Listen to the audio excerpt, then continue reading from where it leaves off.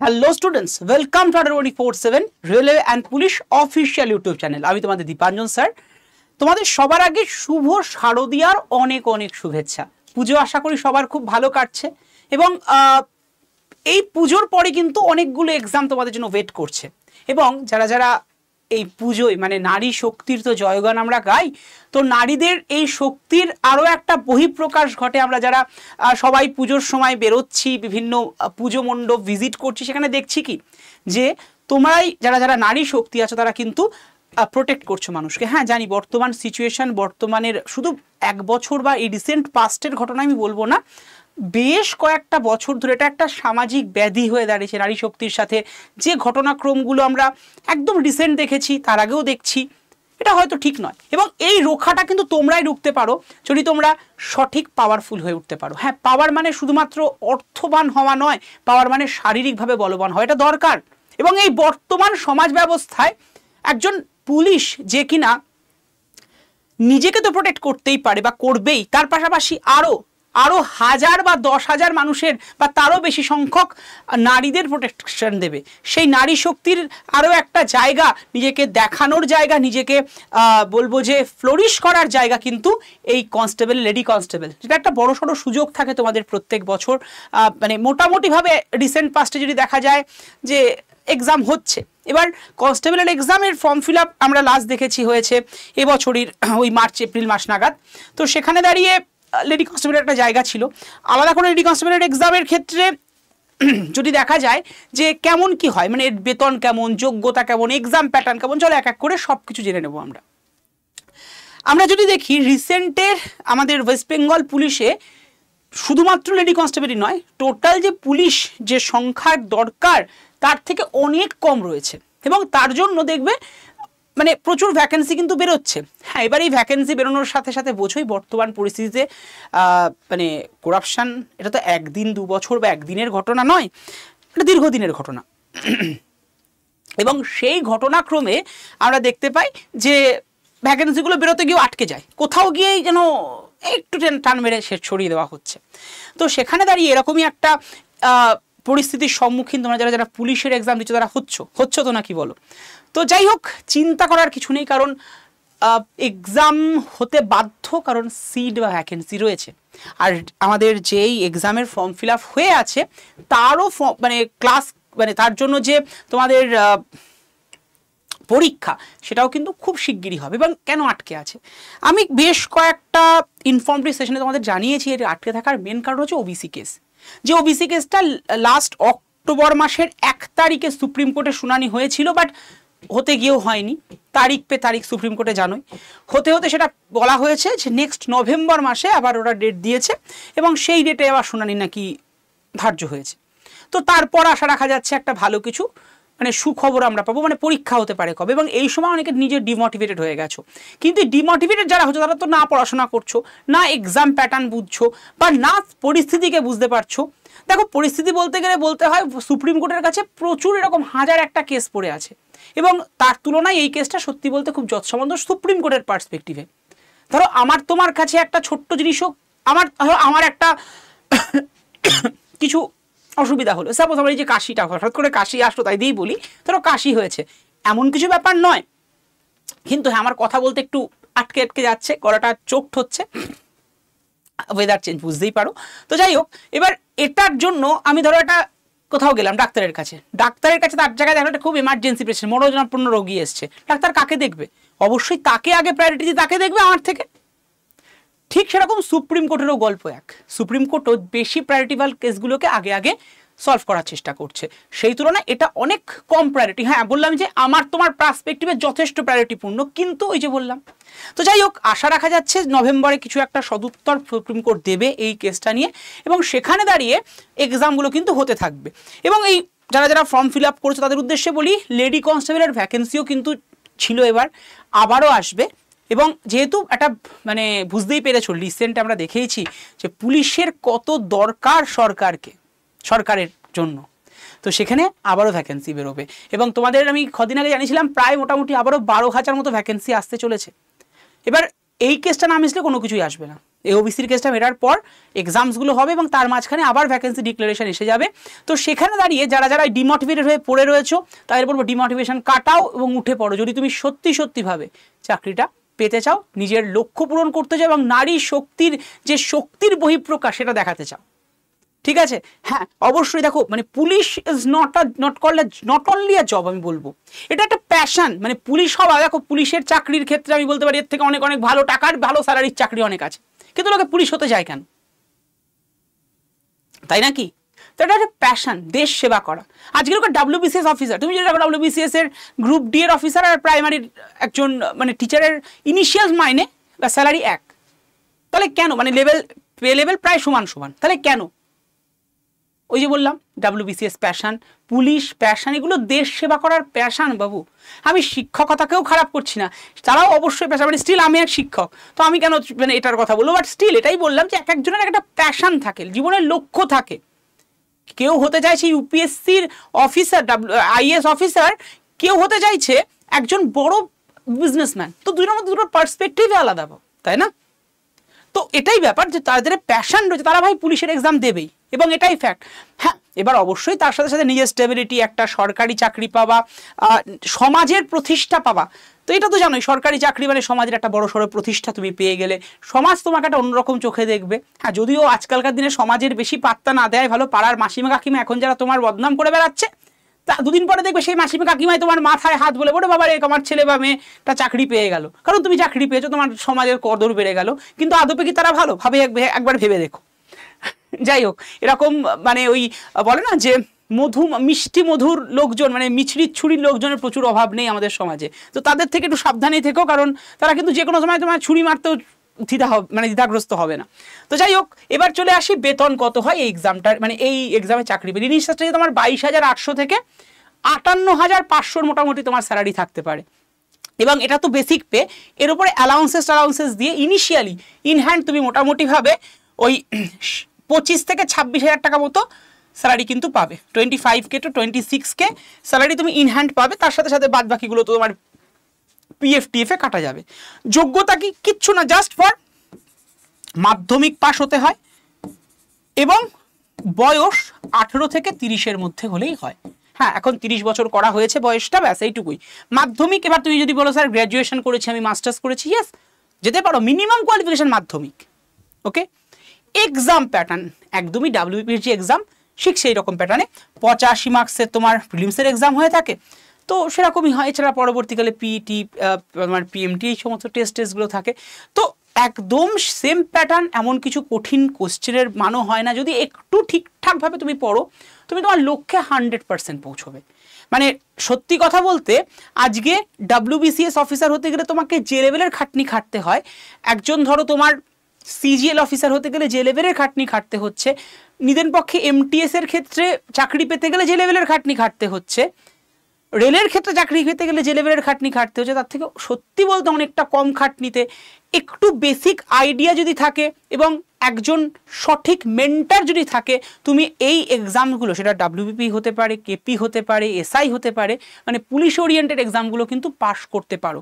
এবার আমার এই কথাটার না অনেকেই বিরোধিতা করবে, হ্যাঁ আপনি এখান থেকে বলে দিচ্ছেন খুব সহজ KP exam, WBP exam pass করা। সত্যি বলতে আমি কম্প্যারিজনে বলছি যে ডাব্লিউবিসিএস এর থেকে কেপি এক্সাম বা ডাব্লিউবিপির কনস্টেবল বা এসআই এক্সাম কিছুটা হলেও কম। এসআইটা আমি একটু আলাদা লেভেলে রাখবো, কারণ একটা গ্র্যাজুয়েট লেভেলের এক্সাম, স্টিল এখানে যেহেতু ভ্যাকেন্সি বেশি এবং এই যে এক্সাম আমি বলছিলাম না যে পাওয়াটা সহজ মানে শুধুমাত্র পরীক্ষার কোশ্চেনের মান দেখে নয়, মান তো অনেকটাই কম হয় কনস্টেবলের এক্সামে, তার পাশাপাশি ভ্যাকেন্সি বেশি থাকে অন্যান্য এক্সামের থেকে। মানে তোমরা ওই বলো না যে চাকরি পাওয়াটা, মানে অ্যাকচুয়ালি চাকরি পাওয়াটার ক্ষেত্রে শুধুমাত্র ওই কোশ্চেন লেভেলটা তো একটা বেগ, কিন্তু তার পাশাপাশি আরও অনেকগুলো সার্কামফারেন্স বা বলতে পারো পার্শ্ববর্তী কন্ডিশন রয়েছে।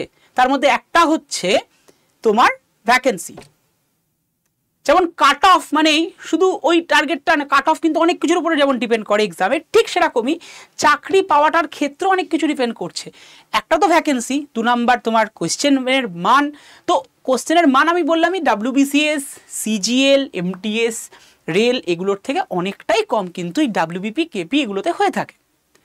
তো সেই কারণে আমি বলবো যদি একটু ঠিকঠাকভাবে পড়ো, কতক্ষণ পড়তে হবে যদি আমি বলি একদম ঠিকঠাকভাবে, মানে বাইরে ভূমিকম্প, বন্যা, সুনামি যা হয়ে যাক, তুমি তোমার পড়াশোনা যদি একদম ডেডিকেটেডলি ডেলি বেসিসে 3 থেকে 3.5 থেকে 4 ঘন্টা দাও, মানে খুব বেশি হলে 4 ঘন্টা ডেলি বেসিসে 4 ঘন্টা। হ্যাঁ, এই 4 ঘন্টায় কিন্তু মোবাইলটা দেখে নিলাম, হ্যাঁ একটু গার্লফ্রেন্ড বা বয়ফ্রেন্ড ফোন করছে শুনে নিলাম না, সেই সব নয়। বাড়িতে মা ডাকছে, ডাকুক, দরজা বন্ধ, আমি পড়বো, এখন মোবাইল নয়। হ্যাঁ, মোবাইল আমি আমাদের ইউজ করতে হতে পারে বিকজ অফ কারেন্ট অ্যাফেয়ার্সের জন্য, সেটা আলাদা বিষয়, কিন্তু সেটা ওইটুকু কারণের জন্য, মানে তোমাকে ওই জায়গাটায় নিজেকে স্ট্রং থাকতে হবে যে কোনখানে তুমি তার ব্যবহার করবে না। এইটুকু যদি মন দিয়ে করো, ডেলি বেসিসে 3.5 থেকে 4 ঘন্টা যদি তুমি পড়াশোনা করো ভাই, এবং ওই যে বললাম এইরকম ভাবে, মানে 4 ঘন্টা মানে 4 ঘন্টায় তোমার মুখ কেউ দেখবে না, সেই সময় প্রয়োজনে আমাদের যে বাইরের ডাক আসলেও প্রয়োজনে আটকে যাও, সেটা করো না, সেটা করলে চাপ হবে, প্রকৃতির ডাককেও আটকাতে পারলে ভালো, এরকম একটা ব্যাপার স্যাপার করে তুমি যদি একদম 4 ঘন্টা ডেডিকেটেডলি পড়তে পারো ডেলি বেসিসে, আর কিচ্ছু লাগবে না, তুমি সেটা কাজ করো। এখন অনেকেই আছো বিভিন্ন রকমের কাজের সাথে জড়িত, হতে পারে মানে প্রাইভেট সেক্টর হোক বা আদার্স কোনো ছোটোখাটো কাজ হোক, টিউশন পড়ানো হোক, যাই করো না কেন, কিন্তু ডেডিকেটেডলি 3.5 থেকে 4 ঘন্টা যদি তুমি দাও, তোমাকে আমি গ্যারেন্টি দিচ্ছি তোমার আর কিচ্ছু করতে হবে না। হ্যাঁ, অনেকে তোমায় জ্ঞান দেবে 8 ঘন্টা পড়ো, না হলে হয় নাকি, 8 ঘন্টা 10 ঘন্টা তুমি একদিন পড়বে, পরের দিন জাস্ট অসুবিধায় পড়ে যাবে, তোমার শরীর হবে না। হ্যাঁ, এবার 8 ঘন্টা 10 ঘন্টা পড়াই যায়, তুমি মোবাইল দেখছো, একটুখানি গেম খেলে নিচ্ছ, একটুখানি গান শুনে নিচ্ছ, ওই করে 8 ঘন্টা কাটানো যায়, মানে পড়া প্লাস একটু রিল্যাক্স, মানে যেটা হয় আর কি সেরকম কিন্তু নয়। এই 4 ঘন্টা মানে 4 ঘন্টা পুরো ডেডিকেটেড, আর কিচ্ছু করতে হবে না। তারপরে তুমি যা খুশি করো, ঘুরে বেড়াও, খাওয়া দাওয়া করো, বন্ধুর সাথে আড্ডা মারো, অন্য কোনো কাজ বাজ করো, যা খুশি করো, কিন্তু 4 ঘন্টা ডেলি তোমাকে দিতে হবে। সেটা কোন 4 ঘন্টা, টানা 4 ঘন্টা সবসময় যদি সম্ভব না হয়, হাফ হাফ করে নাও, সকালে 4 বিকেলে 4, হতে পারে রাত্রিবেলা 4 ঘন্টা টানাই দিয়ে দিলে তুমি অন্য কোনো সময় কাজ করছো, অ্যাজ এ উইশ, বাট এটা যদি করতে পারো তোমায় ভাই সত্যি বলছি কেউ আটকাতে পারবে না। এবার এখানে তো একটা প্রবলেম হয়, স্যার আমি তো পড়াশোনা শুরু করছি, আমি কি করে এগোবো, মানে বুঝতে পারছি না কোনটা পড়বো মানে yes, that's the main problem for any type of competitive exam, basically পুলিশের এক্সামে, যে কতটুকু পড়বো না। তোমাকে যখন মাধ্যমিক দিয়েছিলে, তুমি যখন উচ্চ মাধ্যমিক দিয়েছো, তুমি যখন গ্র্যাজুয়েশন পড়েছো বা মাস্টার্স পড়েছো, তখন একটা সিলেবাস থাকতো, ওর মধ্যেই পড়তে হতো। এখানেও সিলেবাস আছে, কিন্তু সিলেবাসটা মনে হচ্ছে দেখে যে এটা তো আকাশ নিচে যা আছে সবই তো সিলেবাসে দেওয়া আছে, তাহলে কি পড়বো আর কতটাই বা পড়বো না। এটার জন্য একজন মেন্টারকে দরকার, সেটা তোমার যে কেউ হতে পারে। এবার এই মেন্টারশিপটা তুমি তোমার নিজেরও হতে পারো, কিন্তু এই নিজের মেন্টার হতে গেলে তোমাকে সেই লেভেল অফ কি বলবো, তোমার দৃষ্টিভঙ্গি থাকতে হবে, ঠিক আছে, সেই লেভেল অফ চিন্তা ভাবনা বা ওই স্ট্র্যাটেজি বানানো, বলে না মানুষের মধ্যে, সবার মধ্যে স্ট্র্যাটেজি বানানোর জায়গাটা থাকে না, সেই স্ট্র্যাটেজি বানানোর জায়গাটা থাকতে হবে। যদি সেটুকু তোমার পাওয়ার থাকে, আমি বলছি না নেই, থাকতেই পারে, দেখো তোমাকে আমি চিনি না, তো থাকতেই পারে সেই ব্যাপারটা। আবার তোমাদের যে কনফিডেন্সটা থাকে যে ইয়েস আই ক্যান, মানে তুমি যদি মনে করো এবং তুমি যদি পারো করতে, তাহলে তো কোনো মেন্টার লাগে না। কিন্তু জেনারেলি আমরা যদি মানে প্র্যাকটিক্যাল হিসেবে দেখি, আমাদের প্রায় 90% ছেলে মেয়েদেরই এই জায়গাটা হয় না সবসময়, কারণ 2-3টে। 1 নাম্বার, তুমি নতুন একটা ফিল্ডে আসলে, এতদিন মানে তোমার কম্পিটিটিভ পড়েছো তুমি তোমার একাডেমিক্স ফিল্ডে, সেখান থেকে কম্পিটিটিভ এসছো। 2 নাম্বার, নতুন একটা সাবজেক্ট, তুমি যদি একটা সাবজেক্ট নিয়ে দীর্ঘদিন চর্চার মধ্যে থাকো, সেখানে স্ট্র্যাটেজি বানানো খুব ইজি, তুমি বুঝে যাও যে কী হবে কী হবে না। আর যেখানে চর্চা নেই, সেখানে তুমি ভাই এসে কী করে কী করবে, তো এটা একটা প্রবলেম। তো তাদের জন্য যে কোনো একটা মেন্টার, তোমার বাড়ির পাশের কোনো দাদা দিদি ভাই বোন হতে পারে আমাদের আড্ডা 24/7। আড্ডা 24/7-এ কিন্তু একটা একদম মানে বলতে পারো এই আপকামিং যে WBP কনস্টেবল, KP কনস্টেবল এবং SI-এর এক্সাম, তার ওদিনটা একটা ব্যাচ এসছে, একদম নতুন ব্যাচ, ফ্রেশ ব্যাচ, আগামী 28শে অক্টোবর থেকে শুরু হচ্ছে। এবং এই ব্যাচটায় আমি গ্যারান্টি দিয়ে বলছি, আমি গ্যারান্টি দিচ্ছি, যারা যারা এই ব্যাচে এনরোল করবে তাদের পিছে ফিরতে হবে না। তবে হ্যাঁ, আমি গ্যারান্টি দিচ্ছি তখনই যখন আমরা যা বলবো সেগুলো মন দিয়ে শুনবে। যদি আমরা যা বলবো সেগুলো মন দিয়ে শোনো এবং অক্ষরে অক্ষরে পালন করো, তোমাকে আটকাতে পারে এরকম সাধ্যবোধের কারণ নেই, যদি না মানে কোনো আদার্স অসুবিধা চলে আসে হঠাৎ করে। ঠিক আছে, এটুকুই বলবো, এই ব্যাচটা সেভাবেই আমরা ডিজাইন করেছি যার বাইরে প্রশ্ন তোমায় দেবে না, এবং যা পড়ানো হবে তাই থেকেই প্রশ্ন আসবে। কিন্তু এখানেও একটা কথা, একটাই, তোমাকে তার জন্য এই জায়গাগুলো রেডি করতে, আমরা যেগুলো বলবো সেগুলো অক্ষর অক্ষরে পালন করতে হবে, মানে যেভাবে পড়তে বলবো, যে সময় ধরে পড়তে বলবো, যে সময় যেটা ইম্পর্টেন্ট সেগুলোকে দেখতে বলবো, সেগুলো যদি করো, সত্যি বলতে আর কিচ্ছু লাগবে না, লাগবে না মানে লাগবেই না। তো চলো এবার একটু বলে দিই ব্যাচটা কি রকম। দেখো ওই যে বললাম এই ডাব্লিউবিপি কেপি এবং ডাব্লিউবিপি এসআই এর প্রিলিমস এই রিলেটেড একটা সম্পূর্ণ ব্যাচ, বলতে পারো পুলিশের ব্যাচ, সম্পূর্ণভাবে পুলিশের যে কোনো এক্সামের কমপ্লিট ফাউন্ডেশন ব্যাচ এটা। এই ব্যাচের মধ্যে কি আছে দেখে নাও। লাইভ ক্লাস থাকছে, আমাদের লাইভ ক্লাস যদি কোনো কারণে মিস হয়, হতেই পারে, মানুষের সুবিধা অসুবিধা থাকে, তার জন্য রেকর্ডিং থাকে, রেকর্ডিং তুমি যতবার খুশি ততবার যেখান থেকে খুশি সেখান থেকে দেখতে পারো। আমাদের লাইভ ক্লাস হয়ে যাওয়ার 2 থেকে 3 ঘন্টার মধ্যে, অতক্ষণও লাগে না, তার আগেই আমাদের এটা অ্যাপসে অ্যাভেলেবেল রেকর্ডেড থেকে যায়। এর পাশাপাশি 62খানা টেস্ট সিরিজ থাকছে, মক টেস্ট, যেটা তোমার পরীক্ষাকে আরও শানিত করে তুলবে। নেক্সট থাকছে একটা হার্ড কপি বই। বোঝা গেল এই ব্যাচটার মধ্যে কি কি রাখা হয়েছে। তো এই ব্যাচটায় তোমরা নেবে কি করে, জাস্ট আড্ডা 24/7 অ্যাপসটাকে ডাউনলোড করবে। এই সেশনটার ডেসক্রিপশন বক্সে আড্ডা 24/7 এর অ্যাপ ডাউনলোড লিঙ্ক আছে, just click on the link and download the app. App download করার পরই তোমার কাছে দেখবে একটা জায়গা এসছে যেখানে লেখা রয়েছে যে government job exam, state exam. Click করে রাখো গভর্নমেন্ট জব এক্সামে নয়, স্টেট এক্সামে, কারণ তুমি ওয়েস্ট বেঙ্গল স্টেটের এক্সাম দিচ্ছ। এরপরে দেখবো ওয়েস্ট বেঙ্গল স্টেট এসছে, ক্লিক করো ওয়েস্ট বেঙ্গল স্টেটে, যেভাবে বলছি ঠিক সেভাবে চলো।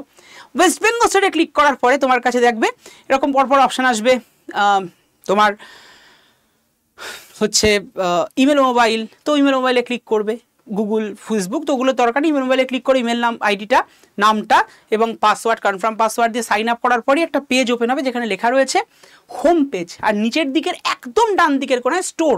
যদি বাংলায় অ্যাপসটাকে রান করাও তাহলে দেখবে লেখা আছে দোকান।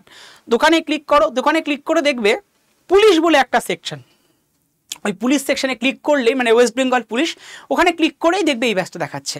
1352 দাম দেখাবে, এত টাকা পড়বে না। ওখানে মাঝখানে দেখবে লেখা আছে FEST 15, ফেস্ট মানে ফেস্টিভ্যাল 15, FEST গ্রিন কালারের, সবুজ কালারের লেখা। ওখানে ক্লিক করো, ওখানে ক্লিক করলে দেখবে আমি যেমন ওখানে ক্লিক করার পরে এরকম লেখা আসবে এন্টার কুপন কোড, ঠিক আছে, এন্টার কুপন কোড আসবে, মানে ওখানে এন্টার কুপন কোডে যেই ক্লিক করেছো, ক্লিক করার পরে একটা কুপন কোড বসিয়ে দাও, এটা হচ্ছে optimum discount code Y327, Y327, ঠিক আছে। যদি বাংলায় দেখো তাহলে এখানে প্রয়োগ লেখা থাকবে, ইংলিশে অ্যাপ্লাই লেখা আছে, ক্লিক করে দাও। দেখো দামটা তোমার 1122 টাকা আসলো। অ্যাপস থেকে নিলে তোমার ওখানে কয়েন ইউজ করার জায়গা থাকবে, সেখানে 1103 টাকায় হবে। ওকে, জাস্ট কন্টিনিউ করে দাও, তারপরে তুমি পেমেন্ট মেথড দিয়ে পেমেন্ট করবে। তবে একটা অ্যাড্রেস ফিল করতে হবে, কারণ একটা হার্ড কপি বই তোমার বাড়িতে পৌঁছবে, তার জন্য মানে একটা বই যাবে তোমার বাড়িতে, তার জন্য একটা পয়সাও দিতে হবে, এর মধ্যে এটা ইনক্লুডেড। এবং ওই বইটা একদম পুলিশ ওরিয়েন্টেড, পুলিশে ওর বইয়ের থেকেই সব প্রশ্ন আসে। আমাদের লাস্ট ইয়ারও যে পুলিশের এক্সাম হয়েছে সেখানে সবাই অলমোস্ট ওই বইটা থেকে কমন পেয়েছো, ঠিক আছে। হার্ড কপি বই তোমার বাড়িতে পৌঁছে যাবে। তো যারা যারা মনে করছো নেবে, দেরি না করে অবশ্যই নিয়ে নিও, কারণ সিট খুব সামান্য আছে। আর আমাকে যারা যারা ফোন করেছিলে স্যার কবে আসবে কবে আসবে কবে আসবে, ব্যাচ অলরেডি ব্যাচ চলে এসছে, দেখতেই পাচ্ছ। আর যদি কোনো অসুবিধা হয়, দেখতে পাচ্ছ যে 1103 টাকার থেকে বেশি নিচ্ছে, 1122 না কিন্তু 1103 পড়বে, তার থেকে বেশি নিচ্ছে, জাস্ট কল করে নাও একটা নাম্বারে, নাম্বারটা লিখে নাও সবাই, 7908913089। আর সেম নাম্বারে যদি তোমরা হোয়াটসঅ্যাপ করে হাই লিখে পাঠাও, দেখবে পুলিশ গ্রুপ জয়েনের লিঙ্ক আছে, ক্লিক অন দ্য লিঙ্ক এবং সেই গ্রুপে জয়েন হয়ে যাও, হোয়াটসঅ্যাপ গ্রুপ। সেখানেও তোমাদেরকে পুলিশ সংক্রান্ত অনেক হেল্প করা হয়, পুলিশের বিভিন্ন PDF থেকে ক্লাস নোটস এগুলো সবই দেওয়া হয় তোমাদেরকে। তো নাম্বারটা আবারও লিখে নিতে পারো, 7908913089। ওকে, সো চলো এরকমই ইনফর্মেটিভ সেশনে দেখা হচ্ছে নেক্সট কোনো একটা দিন। পুজোটা ভালো করে কাটো, কিন্তু পুজোর মধ্যেও একটু পড়াশোনা চলুক, আর পুজোর পর আবারও ফুল ফ্লেজে পড়াশোনা শুরু হয়ে যাক। চলো বাই, সি ইউ সুন, তোমাদের সাথে দেখা হচ্ছে নেক্সট ক্লাসে। থ্যাংক ইউ, জয় হিন্দ। আর মনের জোর অবশ্যই কিন্তু বজায় রেখো, কেউ ভেঙে পড়বে না, কারণ পরীক্ষা তো হবে আর ভ্যাকেন্সিও আবারও আসতে চলেছে, এটুকু অ্যাসিওরেন্স আমি তোমাদেরকে দিয়ে রাখলাম। Thank you to all of